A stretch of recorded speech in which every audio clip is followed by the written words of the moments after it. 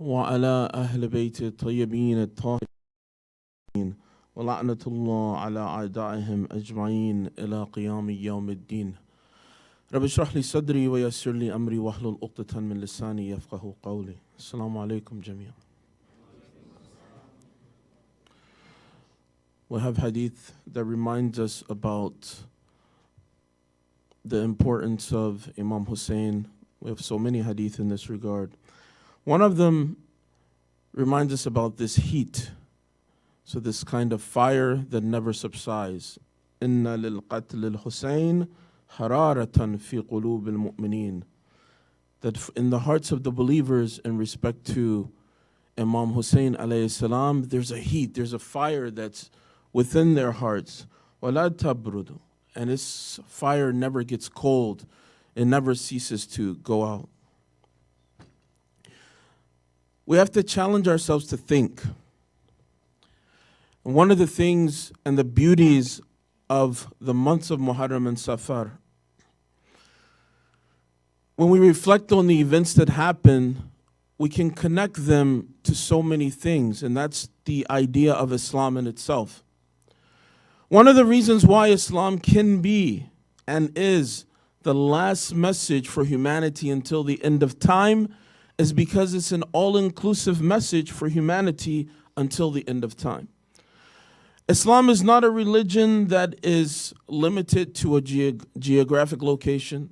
It's not limited to any culture, to any particular place. It's not limited to any particular time.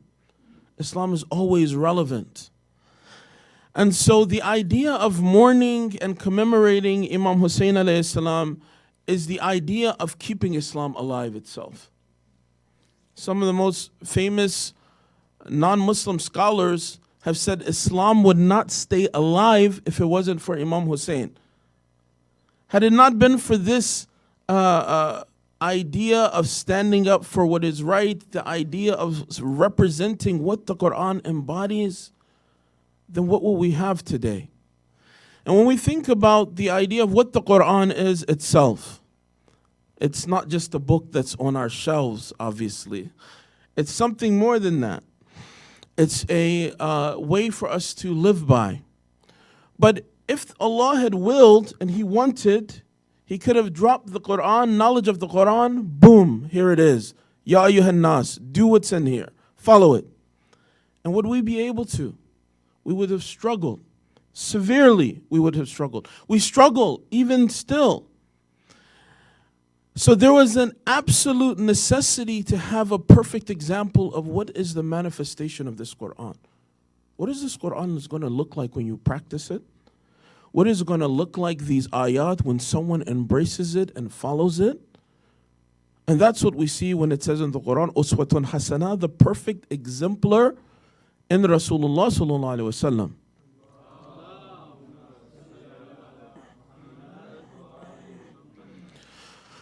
So we see this continue in the examples of the Imams, where this embodiment of the Quran and the message of the Quran and what it means and what it is and how it's practiced, how do you deal with people, all of these things, we see this in their examples.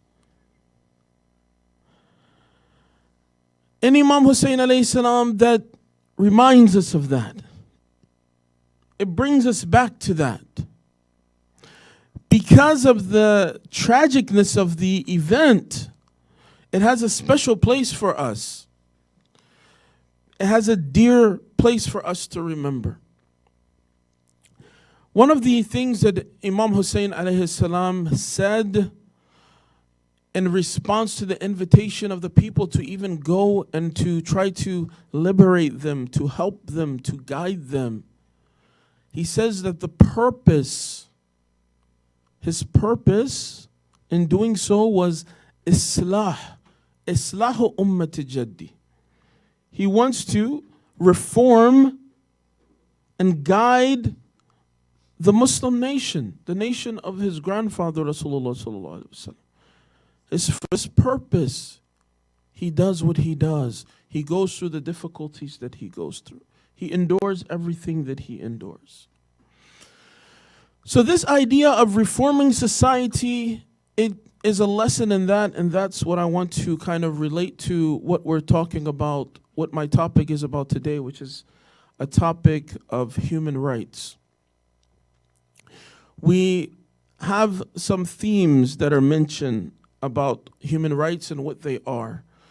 But I want to look at them from this historic context, and we also want to look at how we should look at them.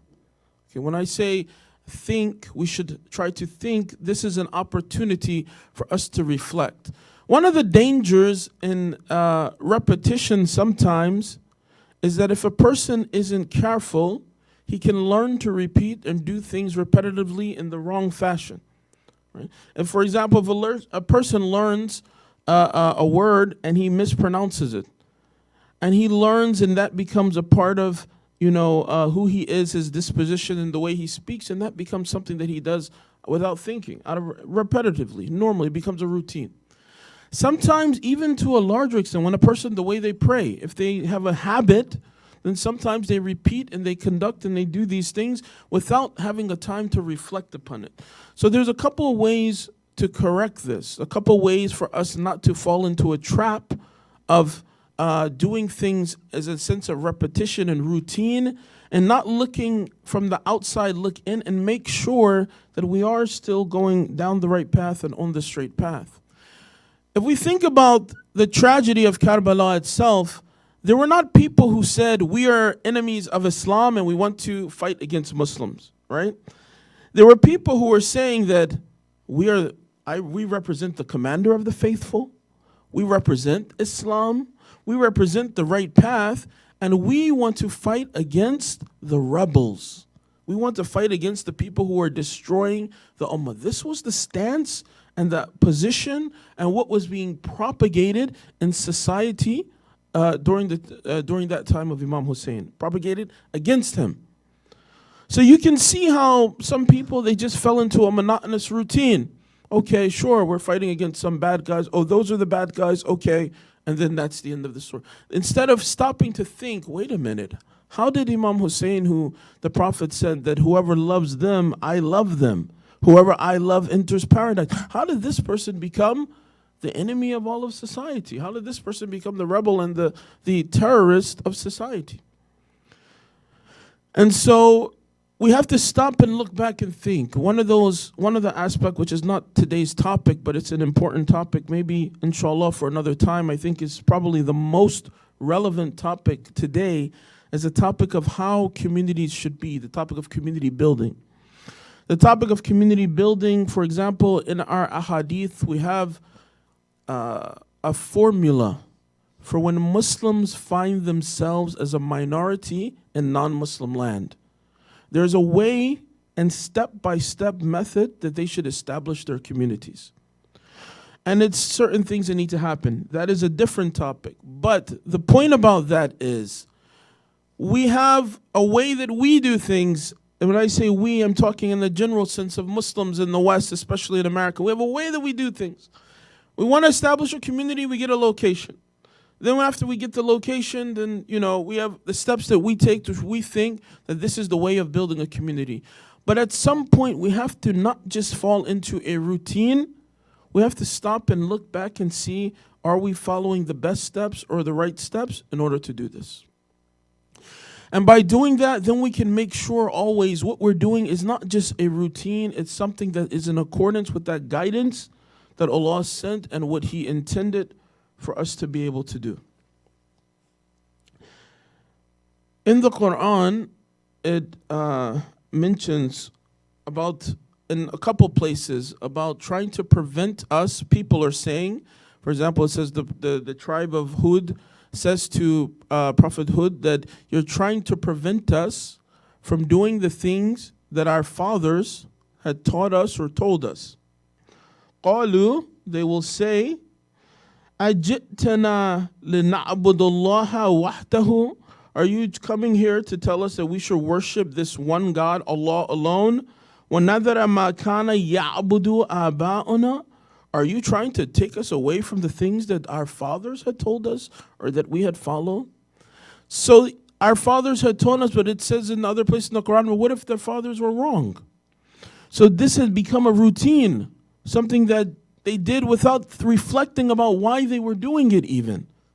And so when something new was presented to them, something outside of the ordinary way of doing things, then for a lot of people, just the fact that this was a new idea to them or different from what they were normally doing, this made it sometimes difficult for them to accept, to embrace, to receive.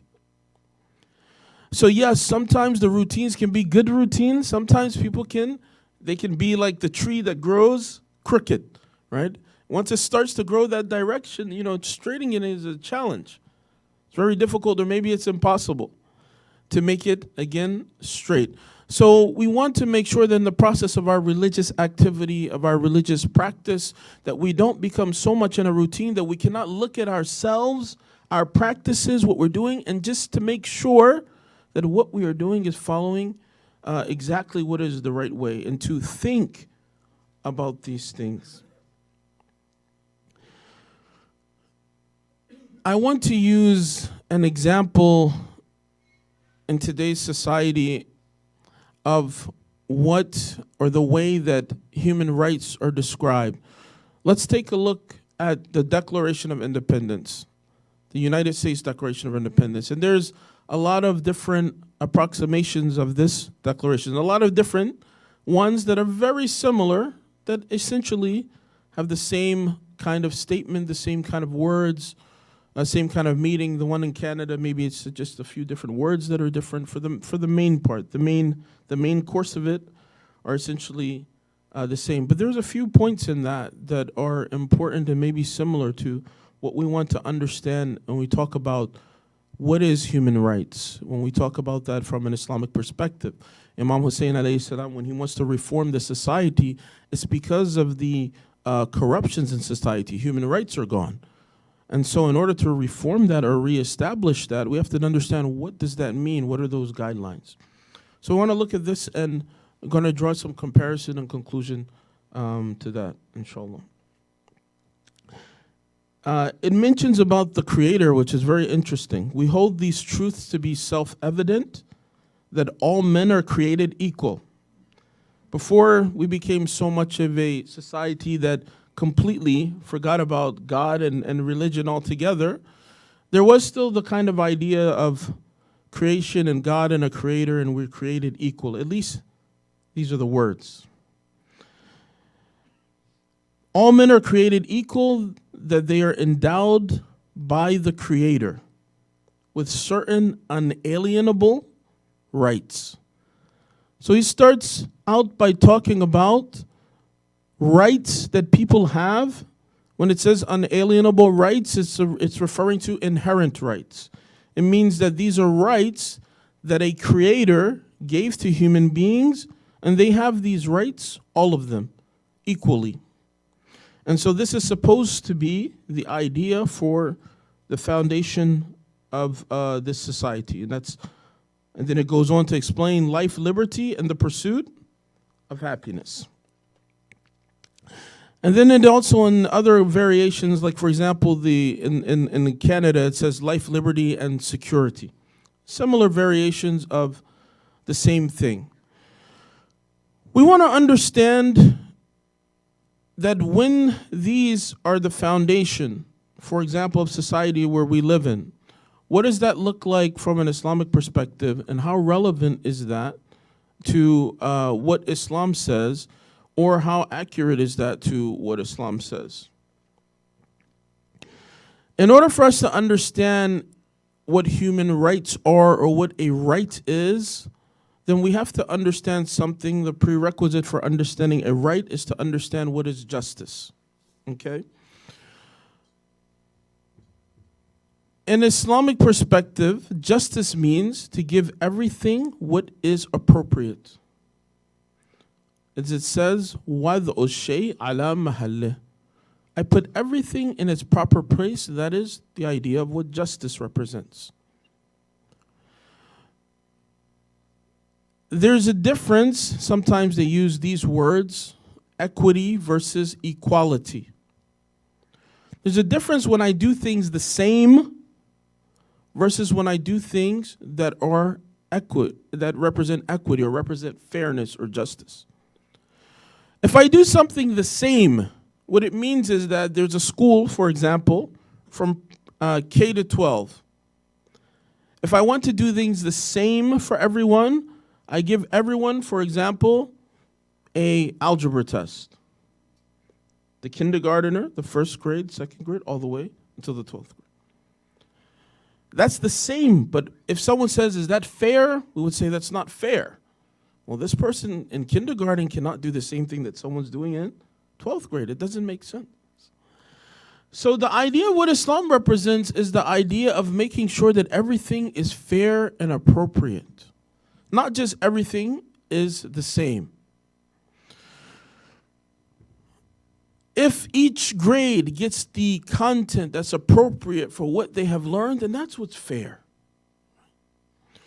So if in society we understand that justice is based on this, then we're going to come to a different conclusion for what are the rights, what does a person deserve based on this definition of justice. But if justice does not mean this, if justice just means, for example, that everything is just whoever person A does, person B can have, and that's all the same, then there's going to be different conclusions that we will come to. Right? This is the reason why there's the phenomena of, for example, the unisex bathrooms. Right? We get to a point where in society where it says that no, everything's the same. There's not an idea of an appropriate for one fairness for this gender versus that gender. No, we want to be the same, and so as a result of that, and this is the result, for example, that we'll get to, and many other examples of this all throughout society.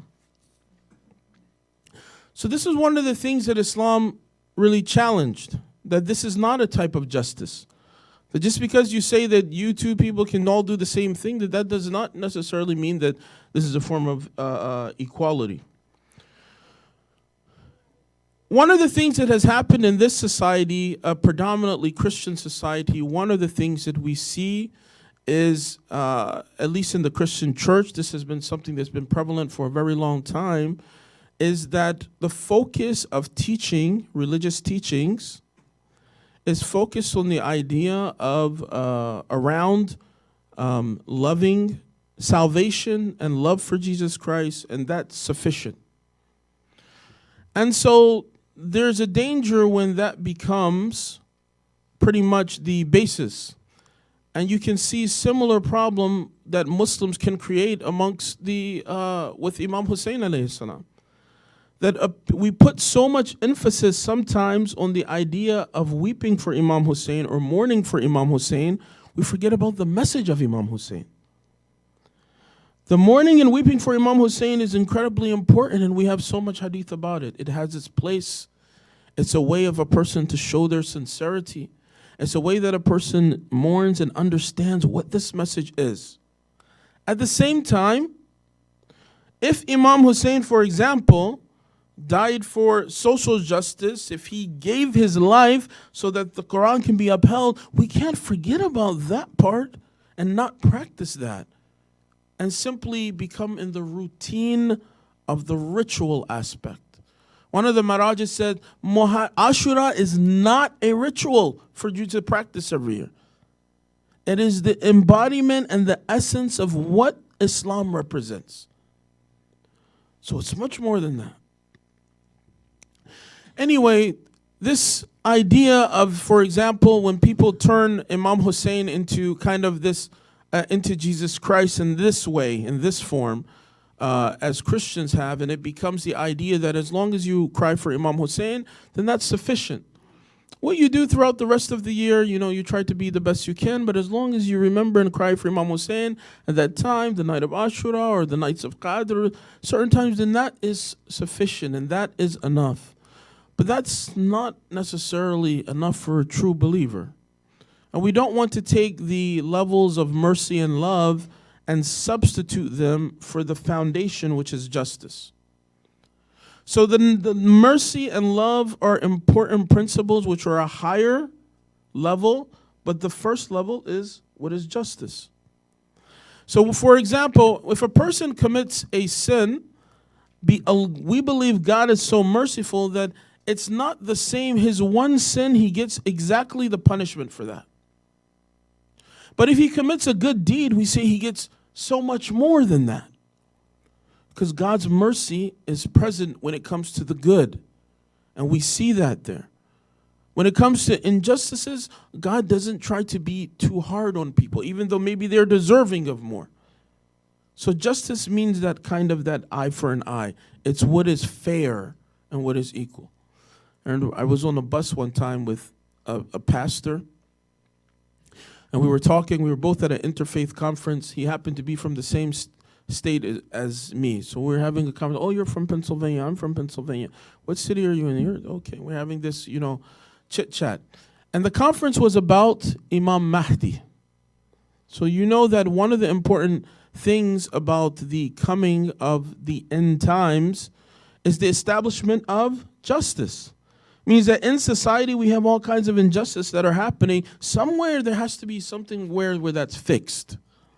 Somewhere that has to be repaired. Someone has to be the standard bearer for what justice is. And so there was a lot of talk and discussion about the world becoming a just and fair place. And what he said was that, I heard so much about justice, I didn't hear anything about love. This was his take after the first day of the conference.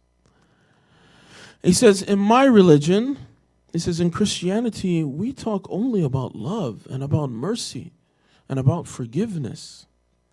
And I feel that, like Muslims are a little bit harsh and rough. They're all about the justice. And so the question I came to ask him was for him to understand the place of justice, that it has to come first. It's the foundation. Mercy is higher than that. So I asked him, I said, let's say, for example, you being a good Christian man that you are, someone comes and they violently attack your family.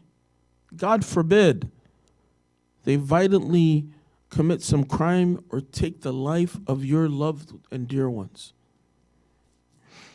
By your definition, you have to forgive them. By what you're saying, that your religion only revolves around the idea of you love this, you love your enemy, and forgive them. And he was quiet, I think maybe for the rest of the ride, actually.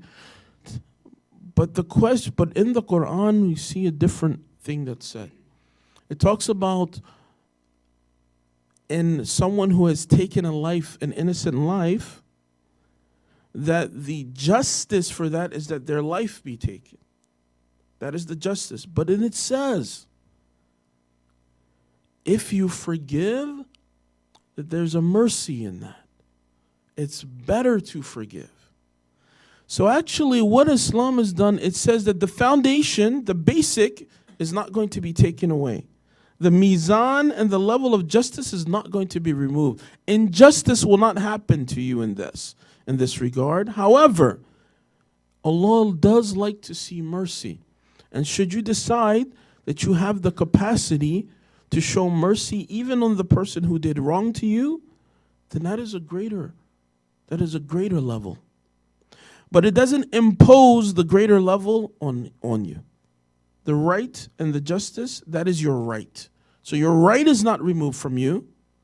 Yet at the same time, the idea of establishing your right and even possibly going above that and forgiving, that option is there for you. So Islam sets a much bigger, a much a broader opportunity for human beings to be able to be successful, encouraging them to go above and beyond. Someone did wrong to you, don't hold the grudge forever.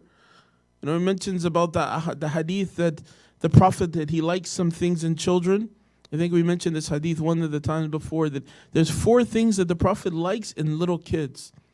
He loves these attributes. And one of those things was that they don't hold grudges. You see little kids, they're playing with each other, somebody hits somebody. Tomorrow they're friends. Not even tomorrow, the next hour, they're friends with each other. They get along with each other. They're not upset at each other anymore. And so he says, I like this attribute that they have that mercy and that they're practicing it. Maybe it's fair for them to hit this person back, but even if they don't, and they're merciful, they practice that. He says, I like that attribute. Okay. So setting the foundation of where justice is, we want to get to this idea of what is human rights, inshallah. You say salawat.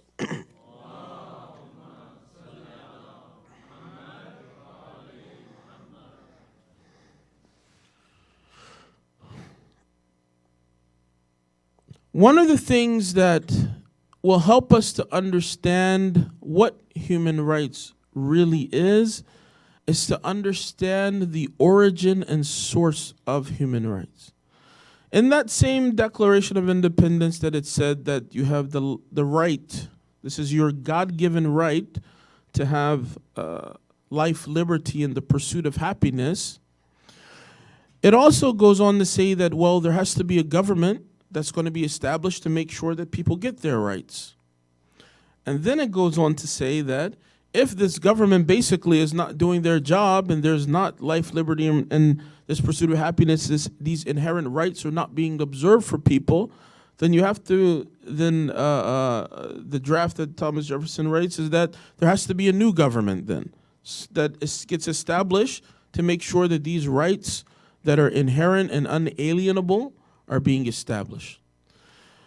Now, later on, as society changes or as society evolves, and you see different things in society, the definition of what human rights is also sometimes evolves.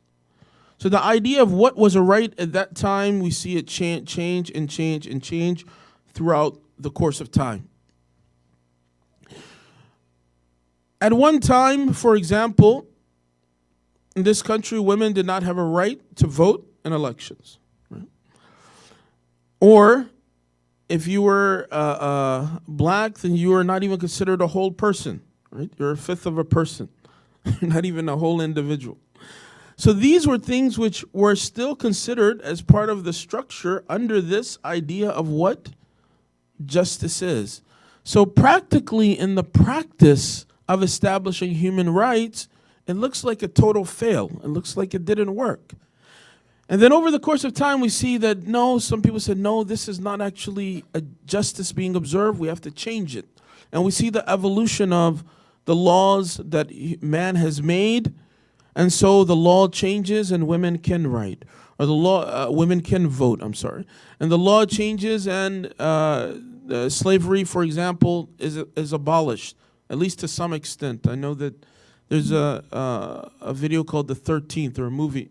It talks about the 13th Amendment and how it wasn't completely abolished and how slavery was abolished except for people in the prison system, which are technically a prisoner or someone of a crime is technically still, according to this by law, is still considered a slave.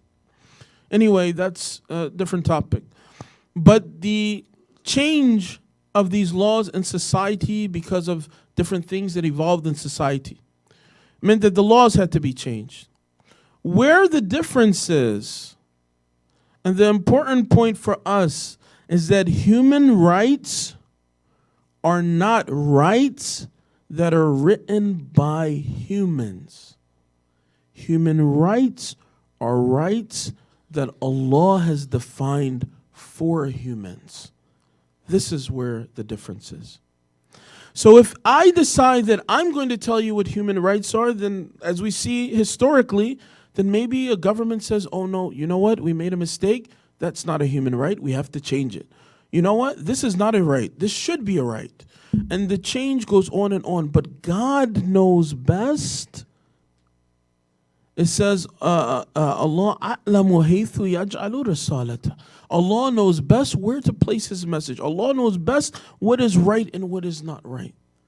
So what should be that inherent value of what human rights are? That's going to be best defined by God Himself, the person who wrote the book, the person who created the man, as we recite in Surah Al-Mu'minun, Ahsanul Khaliqeen, the best of all creators. He will know that in all of His creation, what rights are necessary for them to be successful, what is in fact a right, what is not a right.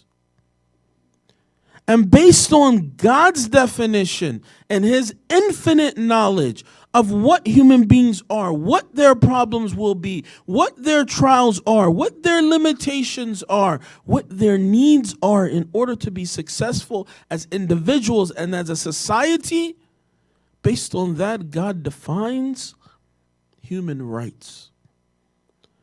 And so this is why, for example, one of the important lessons that we take from Karbala is Imam Husayn's stance for human rights as God defined, not as his just a personal whim, not just what he desired.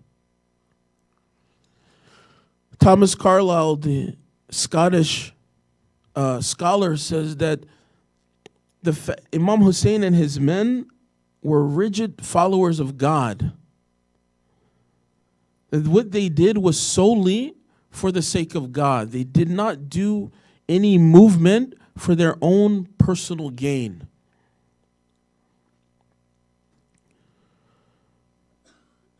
And the fact that in another, the famous writer, his name just escaped me. Not Gibbons, the other one, Dickens, Charles Dickens. When he says that the fact that Imam Husayn alayhi salam, he brings along with him his children, his family, this is proof that he was on the right path. Just like we talked about, like I think I was here for Mubahala event. That the whole idea of why the Prophet brings these people, it's a proof for humanity. It's a proof for all of them that I'm not joking around. I'm not taking any chances. I want you to know that I put my family on the line when it comes to I'm speaking the truth. I have no doubts about that. That if we're going to call down God's curse, I'm willing to put my family on the line for that. And so this same idea you see with Imam Husayn alayhi salam in Karbala, and what Charles Dickens is saying, in that is a proof that he was the person on the right. The fact that he takes his family and all of it with him. He doesn't try to hide them away and just, I'm going to go myself in case something bad happens. That was a hujjat and a proof for them. So standing up for human rights to that magnitude and what it represents, that is the definition of what we want to make sure that we are following when we say and we understand what are human rights. Now there's one final important piece to this. I don't look at what time, so how much time do I have? Okay, good? Okay. Sallallahu ala Muhammad wa ala Muhammad.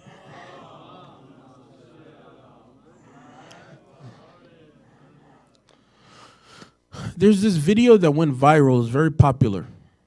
And in this video, it showed an old man, and he is blind.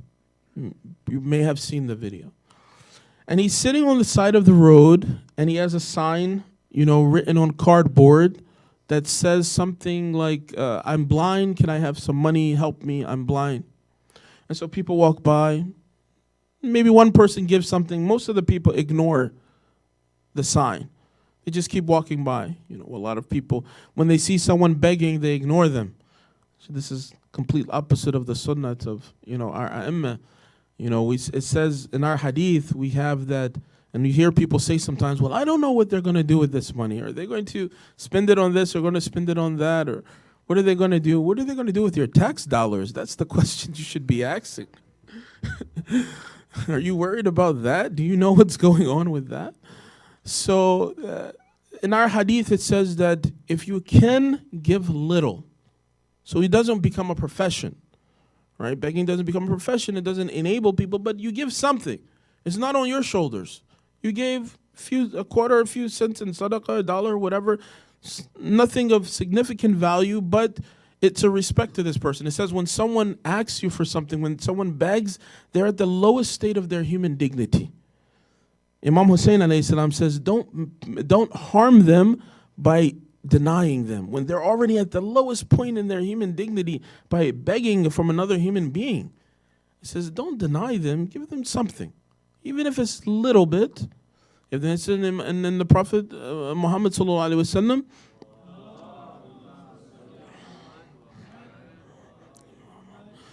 He says, if you're not able to give anything, then at least smile, like the kindness of smiling. Charity, I'm sorry, but excuse me, I'm not able to give anything. I hope God bless you, help you. But you don't reject people, in this way. Maybe they're going to spend that $1 on something bad. If you're not 100% sure, then you just take the blessings and you give a little bit. But anyway, so this video that went viral, the guy is sitting on the side, he's begging, he has a bowl or something, he has a sign, and people are walking by and they're ignoring him, as they often do. A lady stops, she takes the sign, she erases what's on it, and she puts the sign back, she leaves. Now people are throwing money in there like crazy. And it's just like, what happened? She must be good at marketing. So the bowl is filling up, people are coming, and the sign is. And then she comes by, he can tell because he feels the way her shoes were. She could tell that these were the same shoes of the lady. And he asks her, he says, what did you do to my sign? What did you change? And it shows that she just changed the words. And the words initially said, I'm blind, help me. She changed it to say that it's a beautiful day outside and I can't see. So just by using a different set of words, you can change the narrative. Okay? Stay with me. The words control the narrative. The language controls the narrative. Okay? And we're talking about what? Human rights. We're talking about justice. Now let's take the words and let's see what words are we given. It's like, for example, you do this exercise in school where they give kids these words and you make sentences with these words. That's your homework assignment. So somebody gives you a list of words and says, okay, I want you to take these words and tell me about Islam with these words. What are the words? Okay, you have hardliner, extremist, terrorist, and I want you to tell me all about Islam, and you have these 4 or 5 words to work with. It's like, well, I can't explain about the Islam that I believe in with these words, especially by the definition of what these words even mean. So the language that's being controlled is controlling the narrative out there. So when you control the language and you control thereby the narrative, what it means is that you can really change society and what is a right to be whatever you think should be a right. So in this society, for example, there were certain things that were not at all considered a human right, but now they are considered to be a human right. And this has been by the definition of what people decided is that, okay, this is okay now. This was not okay yesterday, but it's okay now. Maybe it's going to be something different that's okay tomorrow. That's being changing. We see the development, and we see the differences in how that's changing. When I see people who are a little bit older, who are maybe not necessarily Muslims, but they lived in this society 50 years ago, or they were going to school 50 years ago. Just for example, how people dressed, what was socially acceptable. But now that has changed to be, no, this is your right to be half naked. This is now your human right to dress in this way. To be lewd is your human right. But who decided that was your human right? Even in this society, it wasn't considered your human right. And over the course of time, we see the development and how this has changed, and so how the narrative has completely changed. There's 2 statements that I really like about the media, those who primarily control the narrative, or the public narrative, or the dominant narrative. They're by Malcolm X. One of the most significant figures, Muslim Americans. He said, the media is the most powerful entity on earth. They have the power to make the innocent guilty and to make the guilty innocent. And that's power, because they control the minds of the masses. So, on one hand, you can see how this is exactly what plays out. You see how people are completely, thoroughly misrepresented. He goes in another statement, he says, if you're not careful, the newspaper, or maybe today that would be the internet and the media or social media, will have you hating the people who are being oppressed and loving the people who are doing the oppressing. I mean, that's something that I don't have to explain all the details. You know too well that story. You can look at any scenario you want to, and you can see the oppressed people are even in a lot of cases, sometimes they're the bad guys, and the people doing the oppressing, they're the heroes. They're the freedom fighters. They're saving humanity.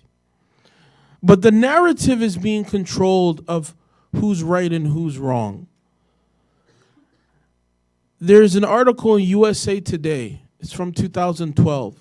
And it's this law professor where he's talking about the definition. It says the use of the word terrorism and how it's used. This law professor says that we're creating a cognitive bias where people immediately have a disconnection, for example, for this word because of the way that it's being used. So in this article, it goes on and cites all of these cases where there were, for example, white males who planning to, a father and son going to bomb a bank, and there were other people bombing this place. People walked into a clinic and killed 13 people, people killing other people, wounding other people, and all of these incidents of mass shootings and bombings and things that are just completely outrageous and completely things that we cannot even fathom as being things that human beings could ever commit or do. But all of these instances that it mentions and cites, it says that the words terrorism were not being used to represent, these people. So this is a non-Muslim professor of law. He says we have to be careful about the way that the words are being used. And obviously that's a trend. So if you control this language, then you're going to control all the results of what comes out of this language and what comes out of what's okay and what's not okay. So at the center of what Imam Husayn came to bring is that God is the center of what all of justice and rights revolve around. As opposed to in today's society, it's whatever you feel like. Whatever society feels like, today is going to be justice, today this is going to be a human right, then that's what will make a human right. If we decide slavery is a human right, then so be it. If we decide that women should have these rights or not, then that's what it'll be. If we decide that homosexuals will have these rights or not, then that's what it'll be. And you can see that in society, in this very society, these were rights that some existed, some didn't, and they changed over the course of time. And they evolved based on what people thought. Ultimately, our view is that God knows, maybe he knows a little better than you and I about what is the best of what human rights should be in our society. And this is the reason why we say that in Rasulullah, in the Messenger of God, sallallahu alaihi wasallam,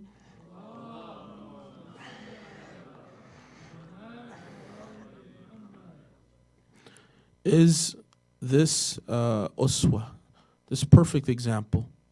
So when we look at the routine of how we're doing things and the way that we're doing things in our life, in our religious practice, we have to make sure that we go back and we are looking at things in the same way as what the Messenger of Allah intended, what God intended, what was the right and proper purpose.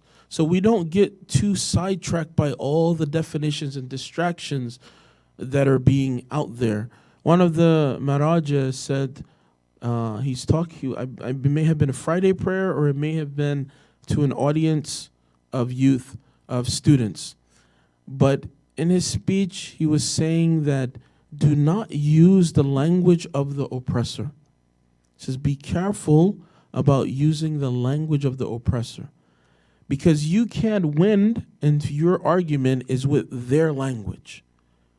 For example, just taking some of these words like hardliner, for example, or for extremist. We don't refer to the Ku Klux Klan as extremist, for whatever reason. The people who want to, or white supremacists today in this country, they're not referred to as being extremists, but that's a title and a word that's referred to as a way to fight against a particular sect of people who claim to be Muslim. And it's a way to combat against Islam as a whole, though, because it's creates this cognitive bias. It creates a bias in the way that people's minds are used. It's word association. Simple psychology. You say it enough times, this means this, and this is how people learn language in the first place. So you use this word enough times in only this particular narrative and only this particular way, then over the course of time, what is that going to do for people and society? So there is a need to take that Husayni path and to combat what we call the norm, or what the media has led us to believe is considered to be the norm in society.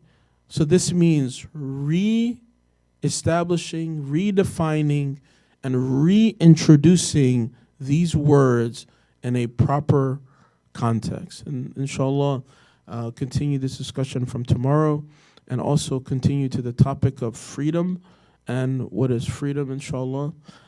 We hope that that message of what we take from Imam Husayn alayhi salam is not something that is limited to our matam, not something that is limited to only the way we mourn. We want to recognize our Imam, and we want to recognize the position that he is in of the time. I remember I went to one particular city. Maybe I shouldn't say what city. But anyway, I was in this city, and I ended up being there for a layover, ended up having, some flight problems, and ended up staying there a little bit longer. So while I was there, I decided that, while I'm here, I'm going to go and visit some of the local, Husayniyas or local masajid that are there. I found on one app, there's this one masjid. I called a few of them. One of them answered. They said, yes, brother, you can come. You can pray here. You can. We don't have any program, but the masjid's open if you want to come, and so on and so forth. I said, okay, alhamdulillah. So I went there. And when I went there wasn't really anyone there. They were having, a discussion, or they were having a meeting in the back. And there were a few kids, and the kids were all playing with their iPads and their iPhones and playing the latest games. I don't know. They were all in World of Warcraft or something. And so I had a little conversation. What's your name? Just some small talk with the kids. So my name's Husayn, Mahdi. They have beautiful names of the Ahl al-Bayt, of course. And so I asked him, I said, oh, you know about this Imam? Yeah, you have a beautiful name of, for example, Imam Sajjad. That's one of the beautiful names that, do you know what that means? Do you know who Imam Sajjad was? I think, I don't know. I'm in my world right now. And so it was interesting because in the other room, there was a lot of commotion going on. And all the noise that was going on, I was listening, what's going on. It's like almost an argument that's happening coming from the other room that you could hear. And so apparently, my Arabic is not perfect, but I understand enough. And apparently there was a big debate about what was going to be the meal. Some people, dajaj, it's going to be lahm, it's going to be chicken, it's going to be beef, and they were going back and forth, and it was like a big argument. And people were getting angry with each other. And I'm thinking to myself, we're arguing about if we're going to have the meat or chicken, and our kids don't know who their imams are. They don't know who their Ahl al-Bayt. I mean, what expectation do we have about them understanding the embodiment of their religion, or what their religion is? And so it really took me aback. And that idea of understanding who our imams are is one of the problems that we see during the time of Imam Husayn. Not just know that there was this Husayn, they should understand. We wonder How is it that people fought against Imam Husayn? Or hadith that say that people are going to say that they're companions or that they're followers of Imam Mahdi, they will fight against him. How is that possible? If you don't know enough, if you don't understand who they are, then of course any of these things are possible. One of the things that we see happen after the event of Karbala, when we see Imam Husayn alayhi salam after he has been martyred, and they put the head of Abu Abdullah on a spear and they take it. And all of the women folk, they have to deal with this extreme difficulty and tragedy after the fact. When they asked Imam Zayn al-Abidin alayhi salam, what was the most difficult part of the whole event and the tragedy that happened? Witnessing all of the things that happened and all of the people who you were loved and who were dear to you. Hazrat Abbas and Qasim and Aun and Muhammad and Ali Akbar and all of these people who were the best of companions. It was seeing them and their blood all over the sands of Karbala. And that tragic road towards Damascus. All of this, what was the most difficult thing for you? Imam Sajjad says, Asham, Asham, Asham. There was something so tragic about that. So difficult for him in Sham. More difficult than Karbala itself. It says when they enter into the city, the people are happy. Finally, you people, you rebels, you terrorists, we finally got you. This is how they speak to Imam Sajjad. Can you imagine? These women with bare heads, we finally got them. They got what they deserved. And there's an old man who says this to Imam Sajjad. And Imam Sajjad says, Ya Sheikh. Sheikh means an elderly person. Here he refers to him. He says, Ya Sheikh, hal qarat al-Quran. Have you ever read the Quran before? He's reminding him of his roots, his tawheed, what he believes in. He says, Naam, I have read the Quran. He says, do you know this ayah? فَهَلْ عَرَفْتَ هَذِهِ الْآيَةِ قُلْ لَا أَسْأَلُكُمْ عَلَيْهِ أَجْرًا إِلَّا الْمَوَدَّةَ فِي الْغُرْبَةِ.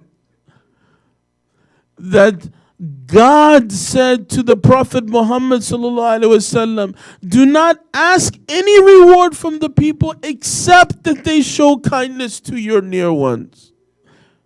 This is not the word of Prophet Muhammad. This is the word and the command of Allah subhanahu wa ta'ala to Prophet Muhammad. You have to ask the people for their love of the Ahlul Bayt. He says, do you know this ayah, ya Sheikh? He says, I know this. He says, we are that Ahlul Bayt. Nahnu al-Qurba ya Sheikh. He says, do you know this ayah, Sheikh? وَأَعْمَلُوا أَنَّمَا غَنَمْتُم مِّن شَيْءٍ فَإِنَّ لِلَّهِ خُمْسَهُ وَلِلرَّسُولِ وَذِي الْقُرْبَى. وَلِذِي الْقُرْبَى. Again, he's talking about the Dhil Qurba, the near ones of the family of the Prophet. This 1/5 that God has ordained for them. He says, do you know who these people are? This is us, the Usara, the captures that are standing before you. This is us in the chains that are standing before you. He says, Wallah, this is you? He says, Sheikh, do you know the ayah? إِنَّمَا يُرِيدُ اللَّهُ لِيُذْهَبَ عَنْكُمُ الرِّجْسَ أَهْلَ الْبَيْتِ وَيُطَهِّرَكُمْ تَطْهِيرًا. Do you know this ayah, Sheikh? He says, I know this ayah. He says, فَنَحْنُ أَهْلَ الْبَيْتِ الَّذِينَ خَسَّسْنَا بِآيَةِ الطَّهَارَةِ. Ya Sheikh, this ayah is specifically only about us, Ahlul Bayt. It says this man began to cry. He was wearing an amama. He took off his amama and threw it on the ground. He said, Oh Allah, what have we done to the Ahlul Bayt? What have we done to you, O family of the Ahlul Bayt? صلى الله عليك يا أبا عبد الله. صلى الله عليك يا أبا عبد الله. صلى الله عليك يا مظلوم بالكربلاء. السلام عليك يا أبا عبد الله وعلى الأرواح التي حلت بفنائك. عليك مني سلام الله أبدا ما بقيت وبقي الليل والنهار، ولا جعله الله آخر العهد مني لزيارتكم. السلام على الحسين وعلى علي بن الحسين وعلى أولاد الحسين وعلى أصحاب الحسين.